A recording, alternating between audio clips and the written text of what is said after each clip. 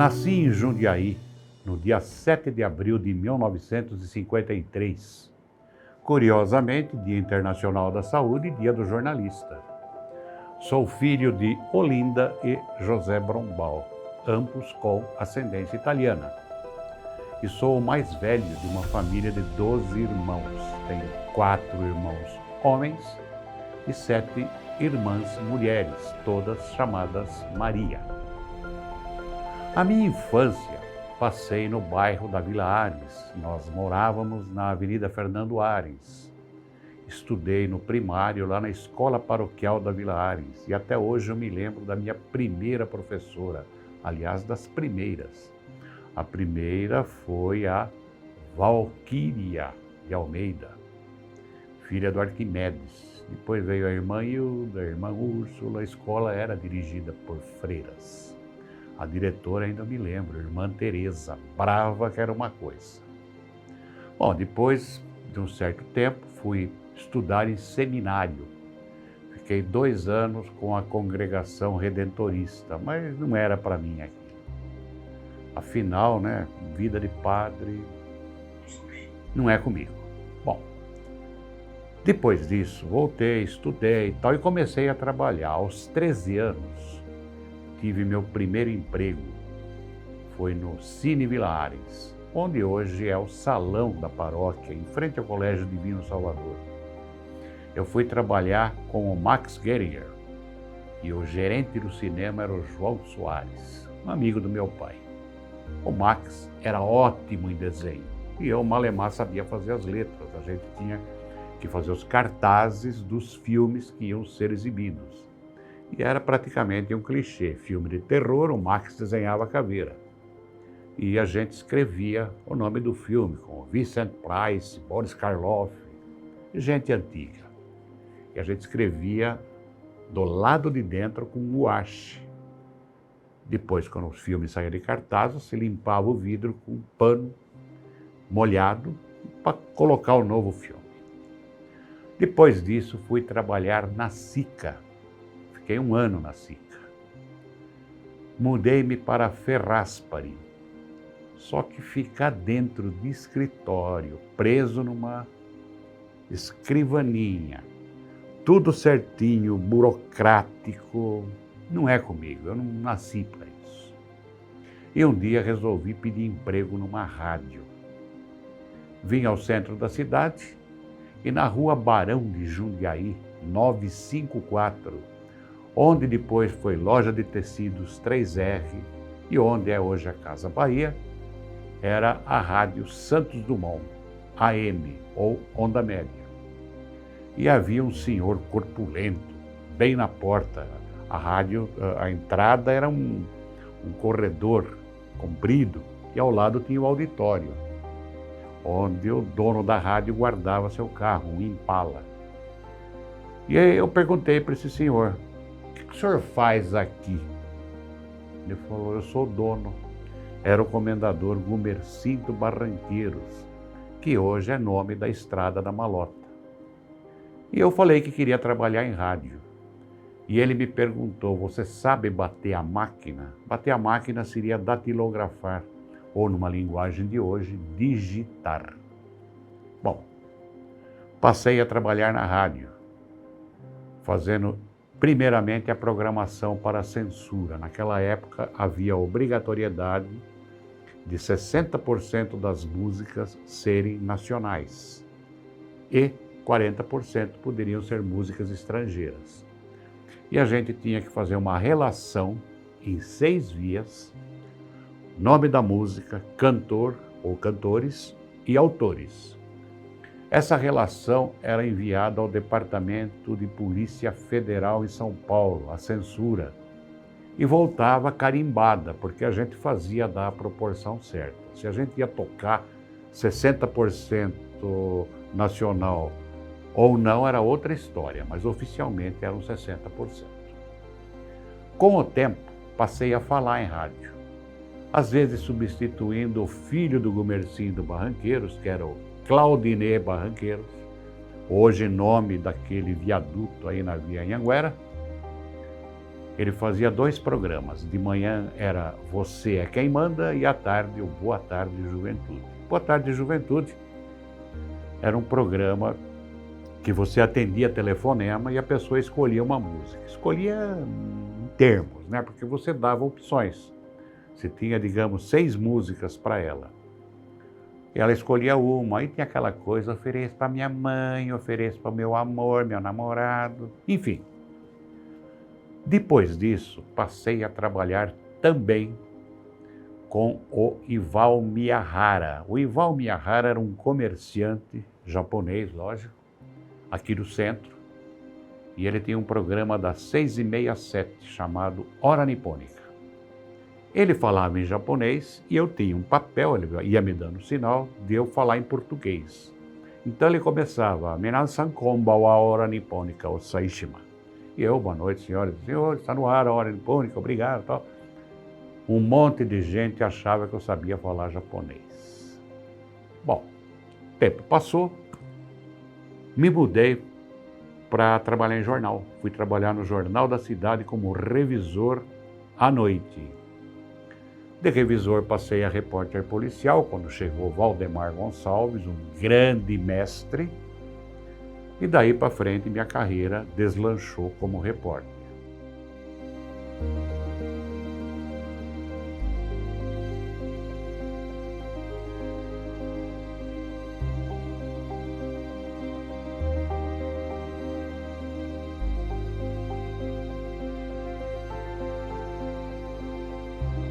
O Valdemar, para você ter uma ideia, ele conseguia falar ao telefone fixo, não é esse celular, que tinha um suporte que ficava no ombro.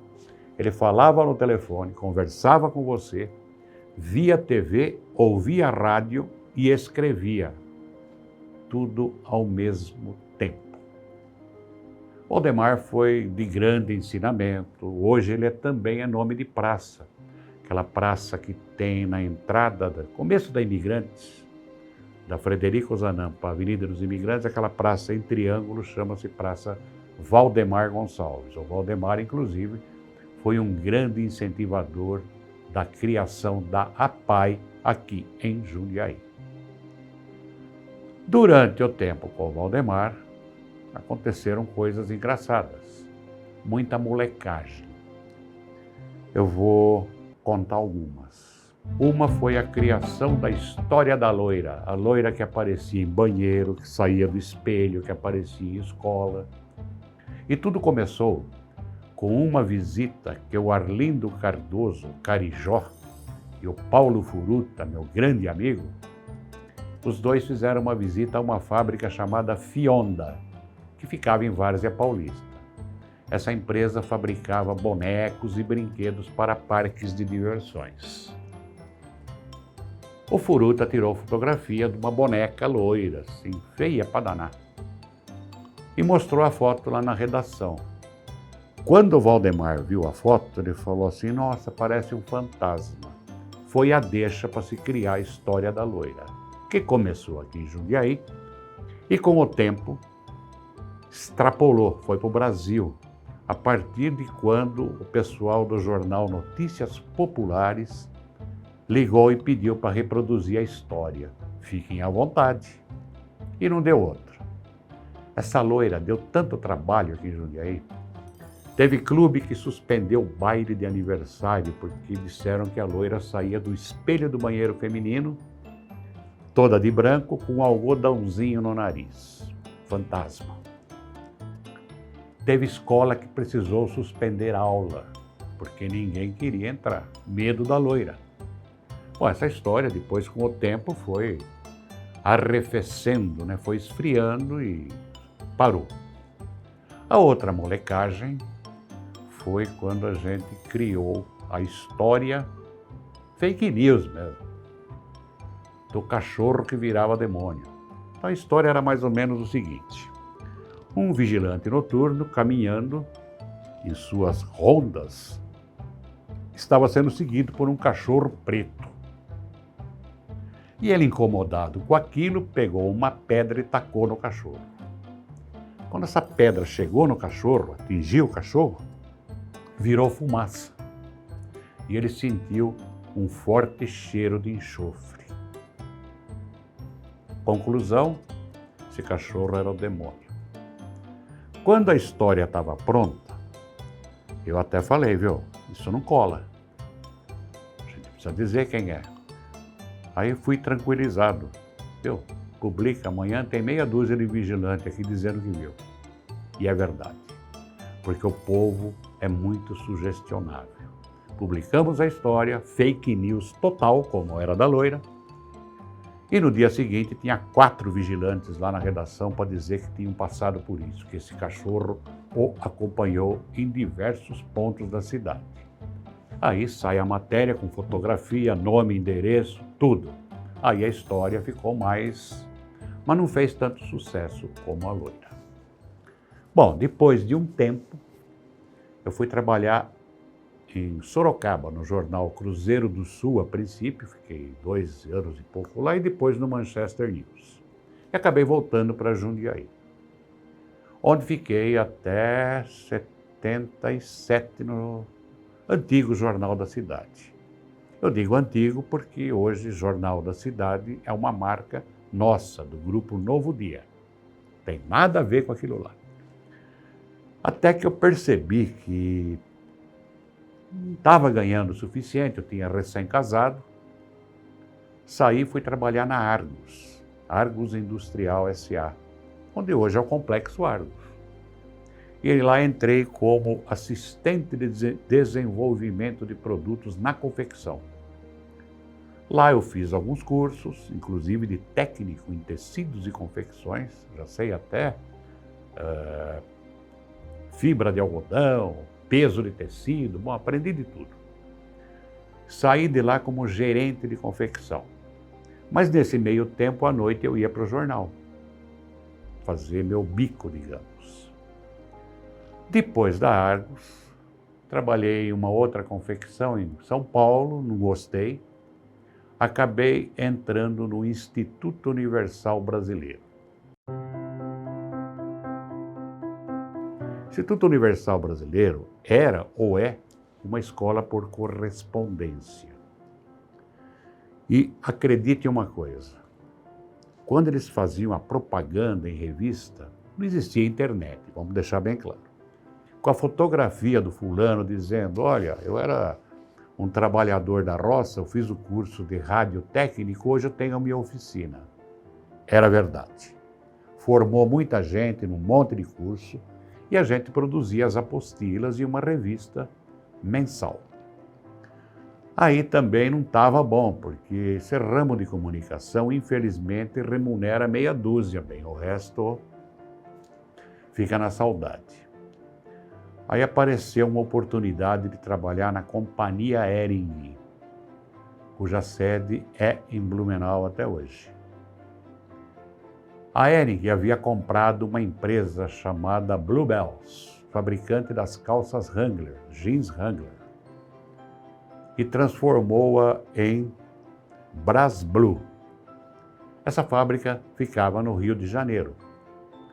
E eu me candidatei a uma vaga no planejamento e acabei sendo escolhido. Fomos enviados, uma equipe, uma tropa de choque para o Rio de Janeiro para tomar posse, digamos, para saber o que era aquilo. Eu já tinha prática de confecção, porque o tempo que eu trabalhei na Argos, a Argos fazia o jeans free, que era uma beleza de jeans. E nessa, acabamos trazendo a fábrica para São Paulo, e de São Paulo, a fábrica foi para Blumenau, Santa Catarina. E eu recebi o convite, acho que pelos meus, desculpa a modéstia, pelos meus méritos de trabalho, fui convidado a me transferir para Blumenau, Santa Catarina. Lá foi bom. Primeiro, 40% de aumento. E isso ajudava. Custo de vida mais barato. Ajudava. E tive que me adaptar à cidade. Por exemplo, muitos avisos em mercados eram escritos em alemão. E a gente vai aprendendo, né? Por exemplo, não pode fumar, é Rauschenverbot. E a gente vai, como é que se diz, se adaptando ao meio. Uma cidade próxima a Blumenau, que eu visitava muito, era Pomerode. Pomerode era a cidade mais alfabetizada do Brasil. Lá todo mundo falava duas línguas, português e alemão. E uma outra coisa que hoje é luxo, Camboriú. Era tão perto de Blumenau que muito fim de semana eu pegava o carro e ia até Camboriú, junto com a minha segunda mulher já. Só que lá também depois eu passei a trabalhar no Jornal de Santa Catarina à noite. O Jornal de Santa Catarina era o Estadão de lá. E fazer boletins para a Rádio Blumenau. Só que aí eu tinha uma filha de 1 ano e meio, ela acabou morrendo, porque a assistência médica lá não era aquelas coisas. E tanto que ela veio para São Paulo, morreu aqui em São Paulo. Depois de uma cirurgia cardíaca, que lá era tratada como dor de estômago. Acabei vindo embora. Voltei a trabalhar no antigo Jornal da Cidade, onde fiquei até 2004. Bom, no Jornal da Cidade, antigo, nessa segunda passagem, digamos, eu comecei no suplemento dominical e fui crescendo. No suplemento dominical, o Paulo Furuta, novamente teve uma ideia. Por que a gente não faz coisa para crianças? E a gente passou a pensar nisso. Na época, quem fazia muito sucesso era a Xuxa. Ela estava estourando, estava começando a estourar. E qual que era o macete? Criança não anda sozinha. Anda com o papai, anda com a mamãe, anda com a titia, anda com a vovó, com o vovô, que são os consumidores. Aí nós criamos um suplemento chamado Peixinho. Até porque o logotipo do jornal era um peixe, em alusão ao Jundiá, que deu nome à cidade de Jundiaí. O Peixinho começou meio calmo, mas começou a pegar. Foi aí que nós criamos um campeonato infantil de pesca, o Campesca. A gente dividia a criançada por idade, tipo de 5 a 8 anos e de 9 a 12. Inscrição de graça, fazia parceria com os pesqueiros. A gente também não gastava, o pesqueiro faturava no bar e a gente dava prêmios, bicicleta, bola de futebol, enfim, um monte de prêmio. E premiava as crianças pela maior quantidade de peixe, o maior peso e o maior tamanho, o maior peixe. E isso deu, todo ano, cada vez crescendo mais. Isso paralelas às atividades de redação. Depois nós criamos o passeio aéreo. A ideia surgiu quando o comandante Luiz Martelo, que já morreu, ele e a sua esposa, a dona Sônia, puseram assim, vamos levar a criançada a passear. Começou com um avião, um Aero Commander. E eu sempre fui muito ligado ao Aeroclube. Aí a ideia foi o seguinte, concurso. Crianças até 8 anos faziam desenho e até 12 anos, acima de 8 e até 12, faziam uma redação. A gente divulgava no jornal, no suplemento, o Peixinho, e também nas escolas. E isso possibilitou crescimento. Nós fizemos um passeio onde vieram aviões de Rio Preto, de Bauru, de Campinas. O pessoal vinha aqui naquele domingo para levar a criançada a passear. Gente que jamais sonhou em voar. Andar de avião não, porque andar de avião ninguém anda, tá? Avião voa. Então essa criançada ia passear, podia levar máquina fotográfica, não existia celular naquela época. E isso cresceu muito, mas muito mesmo. E a gente classificava, por exemplo, as redações num critério de que é de criança. E também os desenhos. Parecia desenho assim, mais do que técnico. Não foi a criança que fez, foi o pai. Agora, quando aparecia aquele avião, 3 motores de um lado, numa asa, 3 do outro, não é coisa de criança. Ou um motor na frente, né, no nariz do avião, e o outro numa asa só, é coisa de criança. Agora, aquele desenho muito bem feito, podia esquecer. Eu sei que no fim, isso daí durou bastante tempo, mas depois que eu saí de lá, também não vi mais o que aconteceu e hoje não acontece mais. E algumas empresas sediadas aqui no aeroporto até faziam camiseta, como o caso da Hangar One, ou Hangar 1. Ou era o clube que cedia os aviões, os tupis, e vinha gente com sertanejo, Cherokee, o Aero Commander, que era da Japi Táxi Aéreo, e tudo isso sem custar um centavo para ninguém. Coca-Cola dava refrigerante, o pessoal da Sorvete Jundiá levava a geladeira com sorvete, tudo de graça. Era um domingo assim, fantástico. Bom, não sei o que deu depois que eu saí de lá, eu saí em 2004, não sei. Eu sei que acabou isso aí. Agora, nesse ínterim, eu fui promovido a chefe de redação.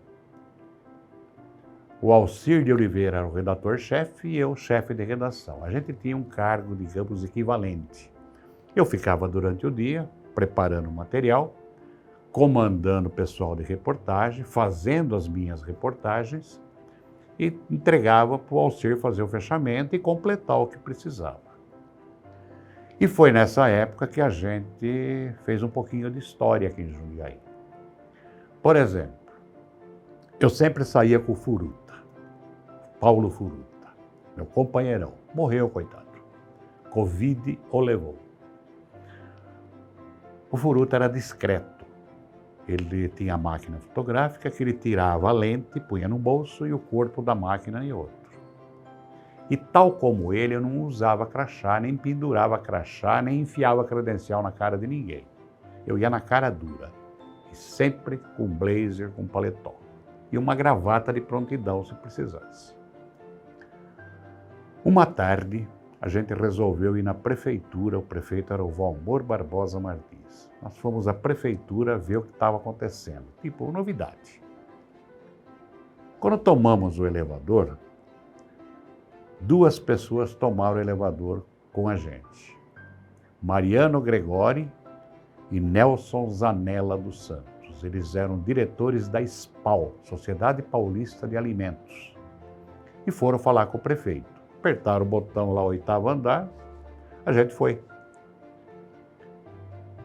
Chega lá no 8º andar, a secretária, que era a Patrícia, aquele dia ela não tinha vindo, ou tinha saído mais cedo.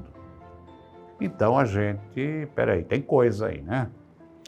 E a gente acomodou os 2, o Mariano e o Nelson, o Zanella, no sofá da sala de espera. Era diferente do que é hoje a prefeitura. E eu fui à Copa, onde a dona Cecília fazia café, fazia chá, água gelada, ela servia, e pedi para ela servir os 2. Eu acho que essa intimidade, esse trânsito, baixou a guarda dos 2. Talvez eles achassem que a gente era funcionário da prefeitura. E foram se abrindo, eles estavam com plantas na mão enroladas. Eles vinham falar com o prefeito para oficializar a vinda da Coca-Cola para Jundiaí. E a gente ficou conversando. E eu nunca precisei anotar muita coisa, tenho boa memória. Eu peguei a história inteira, fiquei na minha, o Furuta ficou na dele e tal. Até que mais ou menos umas 6 da tarde, o Valmor, o prefeito, abriu a porta. Ele olhou e perguntou, ele já conhecia o Zanella, perguntou, vocês estavam conversando?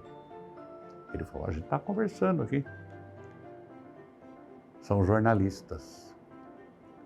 E dos mais filhos da puta que você imagina. Como assim? Amanhã é notícia. Vocês falaram da fábrica? Falamos. Amanhã é notícia. Bom, aí já que a gente sabia, a gente convenceu o Valmor o Mariano e o Nelson Zanella a tirarem uma foto segurando a planta. Abriram a planta, estouramos no dia seguinte, manchete de jornal, que a Coca-Cola ia construir a maior fábrica dela aqui na América Latina. E está aí até hoje. Acompanhamos todo o desenvolvimento, a implantação da fábrica, enfim. E estivemos na inauguração no dia 6 de janeiro, ou 6 de março, acho que 6 de março, de 1993, veio até o governador Fleury, que só não caiu quando ele subiu a escadinha para um mini palanque, porque o Furuta estava atrás e segurou. Mas tudo bem, isso foi a Coca-Cola. Só que a gente deixou o jornal com um buraco na capa, um espaço vago. Tão logo o Furuta fotografou, ele me esperou. Eu fui na portaria da Coca-Cola, eu escrevi a matéria numa máquina de escrever, ele levou a matéria e foi revelar a foto. E o jornal passou, já começou a ser impresso naquela noite de sábado.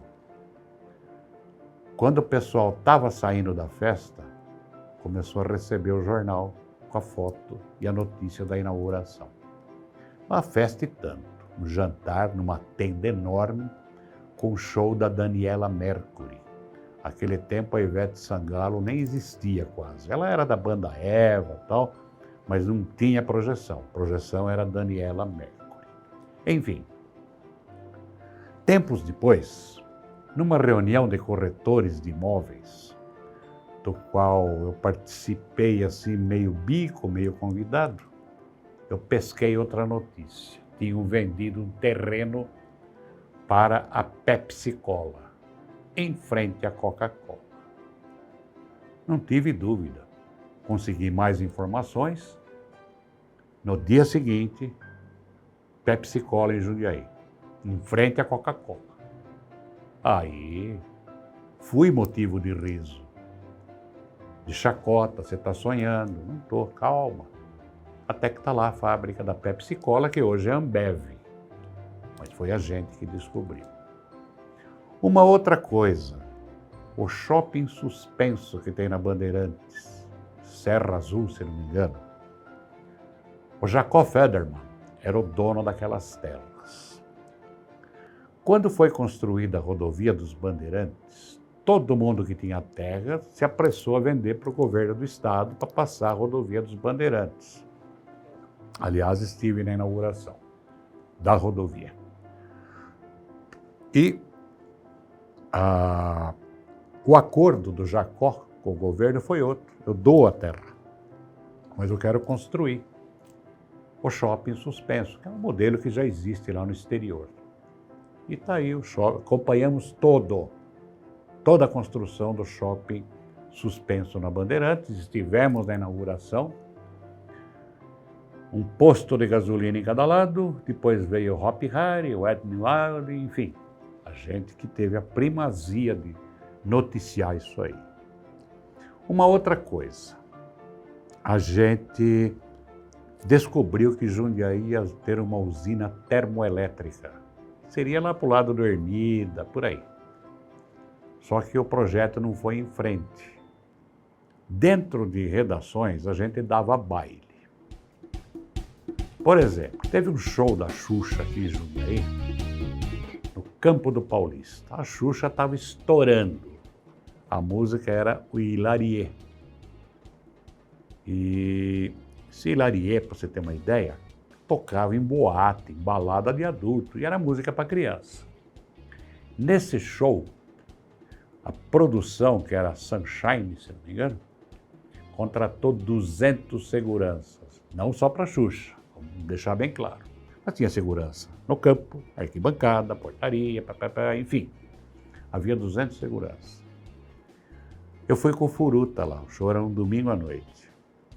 Fui com o Furuta, fui às 4 da tarde. Primeiro, chegamos na portaria, no portão da diretoria do Paulista. Furuta deu uma buzinada, porque a gente não usava carro escrito reportagem, era um carro comum. Não sei o que o porteiro, se ele foi com a cara da gente, se ele confundiu, o que foi. Ele abriu o portão, a gente botou o carro lá dentro. E passamos a circular com toda a segurança de guarda baixa. Ou seja, não tinha público. Daí a pouco estaciona o ônibus da Xuxa. Ela já desceu, pronta para o show. Eu e o Furuta com a Xuxa.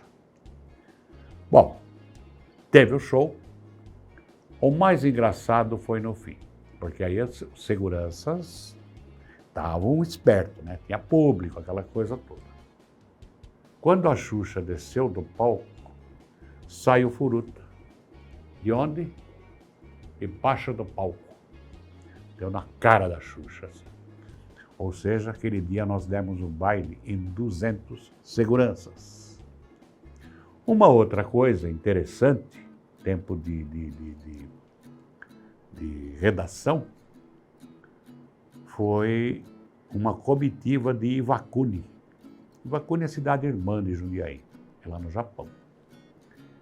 E essa japonesada veio para o Brasil e foi oferecido um churrasco para eles aqui, uma chácara, que era de uma japonesa, eu não lembro o nome dela. Era dela e do marido. É a coisa mais hilária que eu vi. Japonesada tirando foto ao lado daquela metade da costela do boi sendo assada. Foi aí que me explicaram que no Japão a carne era vendida que nem vende presunto, que é por fatiazinha. E japonês adora carne. O pessoal fala, japonês gosta de peixe. Não gosta. Come peixe, lógico, está habituado. Porque no Japão não tem lugar para criar gado. É um território pequeno. Então eles vivem de peixe. Mas quando eles podem, eles pegam uma carne. E ao contrário daqui, se você for a um açougue, você comprar 1 quilo de carne, custa X. Mas se você comprar 5, 6 quilos, periga até ter um desconto, um arredondamento. Lá é o contrário. Se você comprar 500 gramas de carne, custa X. Se você comprar 1 quilo, custa quase o dobro. Que é para ninguém exagerar, não ficar... Que no mundo inteiro há o problema de alimentação. Aqui há fartura. Agora, tudo isso que eu estou contando aqui, essa trajetória profissional, eu comparo com a imprensa de hoje. A imprensa de hoje é muito diferente do que era antes. Nós não tínhamos internet, no máximo telex. Não havia WhatsApp, não havia e-mail, e a gente tinha que buscar notícia na raça. Fotografia você tirava, eu também fotografava, você só sabia o resultado depois que o filme era revelado. Não é como hoje, você tira uma foto, é digital, não está boa, apaga, faz outra. Enfim, era totalmente diferente. E o espírito dos jornalistas também era outro. A gente era muito curioso e muito investigativo, a gente não engolia qualquer história. Hoje eu vejo a imprensa muito cheia de futilidades. Você pega um site de respeito, famoso no Brasil inteiro, o site do Globo, é globo.com. Fulana, uma beldade qualquer, beldade não, essa vagabunda que não tem o que fazer, estava na praia com um biquíni rosado. Isso não é notícia. Primeiro que alguém na praia não é notícia, a não ser que descobriu um tesouro ou pegou um tubarão na unha. Segundo, ninguém vai na praia de salto alto e vestido longo, vai de biquíni, de maiô. Então é muita futilidade. Fulana falou isso, ciclano falou aquilo, briguinha de artista. É falta do que fazer. Esse é o primeiro ponto. Segundo ponto, a criação de novos termos, o neologismo. Não chega a ser neologismo alguns, mas são estranhos. Por exemplo, é mania de muitos jornalistas falar que tal escola oferta cursos de tal coisa. Tudo bem, está certo, não está errado. Mas não é melhor falar oferece? Fica mais fácil. Ah, porque fulano vai ofertar. Não, ele vai oferecer, pô. E esses vícios de linguagem acabam passando para o público, porque um vê, acha bonito, outro copia e vai indo. Quer um exemplo? Vai pagar alguma coisa com cartão, seja débito ou crédito. O que a mocinha fala? Insira o cartão. Quem que fala inserir? Só na hora do cartão. Muita gente nem sabe o que é isso. Você não fala, vou inserir tempero na comida. Eu vou colocar tempero. Você não fala, vou inserir comida no prato. Não, você vai colocar comida no prato. Enfim. Outra, agendamento. Ah, é colocar na agenda. Tá bom. Custa falar marcar, marcação? Vou agendar uma consulta. Não, vou marcar uma consulta. Mas o pessoal acostumou falar agendar. Então, quando você, dentro desse princípio, eu acho que quando você coloca alguma coisa na mesa, você vai mesar. Uma outra barbaridade, e essa tem autor, Folha de São Paulo, criou um manual de redação. Primeiro era comum um manual de redação. Bom, imperatriz, mulher do imperador, beleza. Mulher do embaixador é o quê? Segundo a Folha, é embaixadora. Porque se ela exercesse o cargo de embaixada, ela seria embaixatriz. Bom, dentro dessa linha de raciocínio, a mulher de um ator é o quê? Atora. Enfim, é muita bobagem. Então o jornalismo hoje, eu acho que peca muito. Acho. E isso, de certo ponto, decepciona a gente. Então, eu gostaria que isso mudasse, gostaria que as pessoas lessem mais, estudassem mais, mas não. Vou dar um exemplo de falta de coisa. Eu, quando era criança, e minhas irmãs também, a gente tinha os castigos em casa, quando não faziam as coisas direito. Então, um exemplo. Terminou o almoço, cada um era escalado por uma coisa, um lava a louça, outro limpa a cozinha e tal. Mãe, já fiz tudo, posso ir brincar? Não. Eu vou ficar fazendo o quê? Vai lá na sala e leia, pega um livro e leia. Meu pai havia feito uma estante de parede inteira, cheia de livros. Mas cheia, tinha livro de tudo. Além da gente ter de ler o livro, porque depois tinha conferência, viu? Você leu o quê? O que diz? Enfim, era cobrado. Havia castigo. Sabe qual era o castigo? Copiar trecho de livro. Ou copiar trecho de Bíblia, que meu pai sempre foi católico. Por sinal, hoje ele é padre e já explico por quê. E não adiantava esculhambar a letra, nem pular trechos. A malandragem era pular trecho no meio. Tipo, vai ler o começo e o fim. Não. Era conferido. Se fizesse isso, faz de novo. Enfim, era desse jeito. Eu falei que meu pai é padre. Meu pai sempre foi ligado à Igreja Católica. Ele participou da Congregação Mariana, da Conferência Vicentina, dos Cursilhos de Cristandade. E em 1986, minha mãe, que sempre o acompanhava, ela morreu. E ele, viúvo, passou a dedicar-se totalmente à igreja.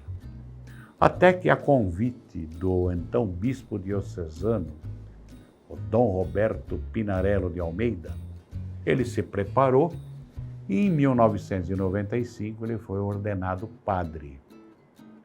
Padre com 12 filhos, todo mundo estranhava. Mas foi uma autorização que veio do Papa, que podia e tal.